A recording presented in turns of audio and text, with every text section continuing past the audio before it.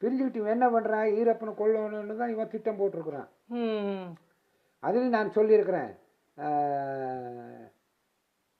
வேறு சிஐடியா பேர் பக்தவாலான்ட்டு ஒருத்தர் சிஐடி ஆஃபீஸ் அவர் வந்த உடனே நான் தெரிஞ்சுக்கிட்டேன், இது சிஐடி ஆஃபீஸனா, இது வேண்டாம், இது சிஐடி ஆஃபீஸுக்கு அது வந்திருக்குது, இவரை அனுப்பிவிட்டு நாங்கள் ஏதோ ஒரு பக்கம் போயிடலாம். சிஐடி ஆஃபீஸில் அவன் ரெண்டன் பிபிஸ்காரன், நீ போய் அவனு சிஐடி ஆஃபீஸ்ன்னு சொல்கிறியான்ட்டு ஈரப்ப சொல்கிறேன். எனக்கு நான் ஈரப்பனுக்கு இவன் சிஐடி ஆஃபீஸு வேண்டாம், இதெல்லாம் நாளைக்கு தொந்தரியாகும், இவரை கூட்டணி சேர வேண்டாம் அப்படி இப்படிங்கிறேன்.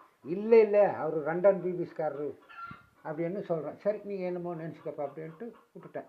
அவர் போகிறதோ வர்றதோ சாமானை தூக்கிட்டு வர்றது, அந்த கந்தவேலும் பக்ஸவாலும் இப்படி வர்றாங்க. அப்புறம் ஒரு நாள் வந்து ஒரு திட்டில் ஒரு 10-15 கிலோ அரிசி தூக்கிட்டு வந்து அவனுக்கு மூச்சு வந்துருச்சு. பாதி வழிக்கு நாங்கள் 2 பேர் போயிருக்கிறோம்.